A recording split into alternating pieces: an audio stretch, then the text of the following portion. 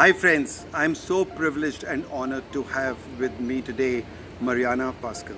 She's from Malaysia, settled there, and Canadian though. Canadian originally. okay, yeah, a Canadian settled in Malaysia, and we met each other at the Asia Professional Speakers Convention in Singapore, where I when I went for that convention, I'd known the list of speakers. I'd known that she was going to be speaking on how to craft a TEDx speech, and as that was a subject I was very much interested in, I was looking forward to meeting her. Connected with her on LinkedIn and all, and then it was such a fun, such pleasure to meet her.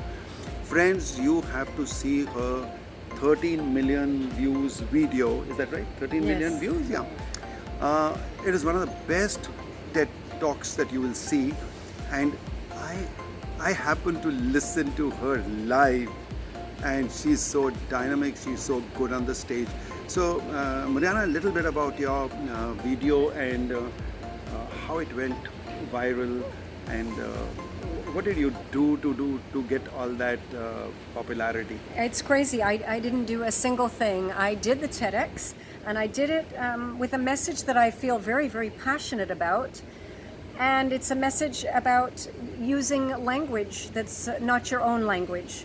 And it's about using it incorrectly and using it any way that you want. Effectively. Yeah. So I think it really just hit a note with people because people are trained to be always trying to use English correctly, and they're worried their English isn't good enough, and they felt great to find out that they don't have to worry about that anymore. So I didn't do anything. It went viral. Now the 13 million views, I just want to tell you, it's really about close to 4 million on the TEDx channel. The rest of them are from other Other parts of the world. yes, other parts of the world. Like from in China, they have a lot of posts where it's translated in Chinese on their own platform. So it's 13 million altogether. But I didn't do anything to make it go that viral. It happened by itself. It happened by itself because the message was very strong. And what I felt was that lots of people who don't have English as their first language, they related to it because they all have the challenge that your language may not be very good. But being able to express yourself effectively, and I like the way you said, it's a tool. Use it the way you want to. It is not a template. It's not something that you have to rigidly follow. As long as you can convey the message. Yeah. Very good. And incidentally, I have yesterday commented on your TED Talk on the YouTube. Oh, okay. Thank you. Right. Now, Marianna, tell me one Yes. thing. I see that you are an English grammar teacher.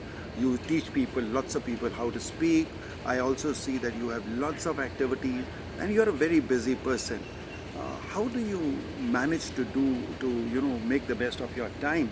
Because I want to relate it to the book that I have written called $1 Million Second. Yeah. And thanks to you yesterday when that topic got discussed in the, and ladies and gentlemen, we are here at the PSAI boot camp, and Marianna spoke to us on the same subject that she spoke in Singapore, but the difference was that this time she had a much longer time, and the first half was so good because that was not what she did in Singapore.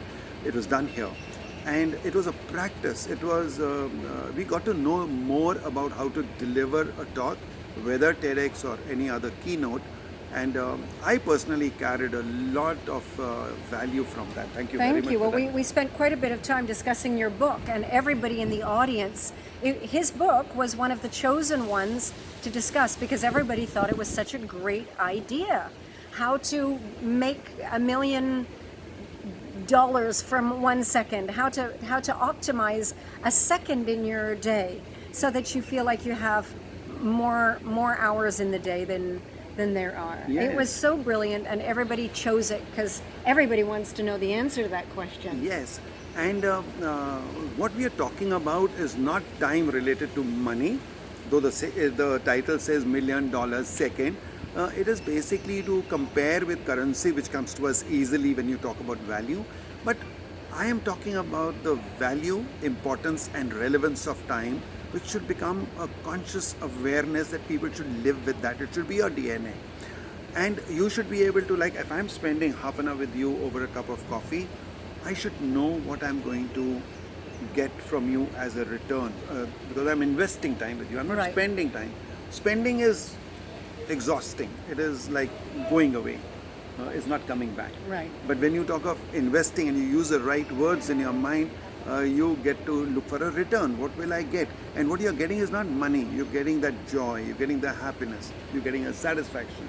So that is what we are talking about. Right. And I So- just had an idea about it today, actually. Very good. Because I was thinking about your book and I was thinking about your topic and I was thinking, how can I put that to use right now? And I thought of something. So I thought of, I don't do any marketing myself. I just can't stand it. I hate it. It's so painful to me. It takes me so long. I don't know how to do it. And I drag myself through it because I can't stand it.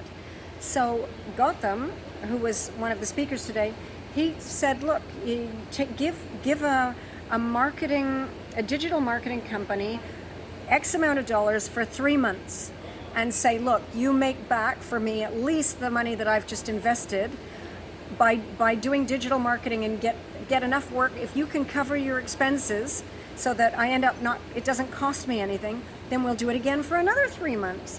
I mean, it's a brilliant idea that, I guess to me, I think it's hard for some, smart people. I'm maybe not one of those. They see that as an investment. People like me, I always see it as money just coming out of my pocket and flying away into the sky. But you helped me to see that it's not. It's an investment. Absolutely. Which is a great word. So like, I'm a trainer and a speaker, and as a trainer, I have lots of things to do on social media and digital marketing. So I have a team to do it.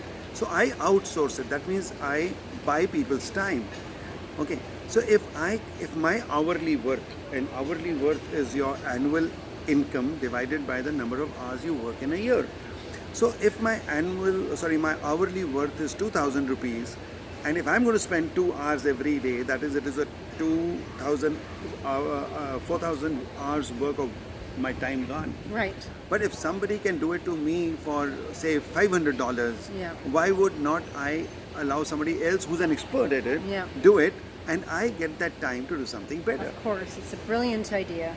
Right. So thank you for sharing it with me. Yeah. And any other thing that comes to your mind in terms of how you feel in your life that you would be able to use, you will be able to use time as a resource that it is? I'll have to read your book. Sorry? I said I'll have to read your book to find out. Oh, yes. No, I mean, time is the one thing, I think, more than anything in the world. Somebody asked me yesterday what's on my bucket list, and I said more time. That's what I want, more time. They Yes. said that doesn't count. Yeah. Right. So thank you, Marianna. It was very nice talking to you. And let me tell you, both these occasions in Singapore and now here in Goa, I've just loved the way you conduct yourself. And as I was telling you yesterday, you speak for Indian audience. You speak perfect English. Like not a single word gets messed up, and that is incredible. Thank you. It's probably because I had a Chinese husband for many years. Thank you so much. It's been a Thank pleasure, you. and thank you for sharing your book idea with me. It's been Thank you. greatly valuable. Thank you very Wish much. you all the best. Thank you. you.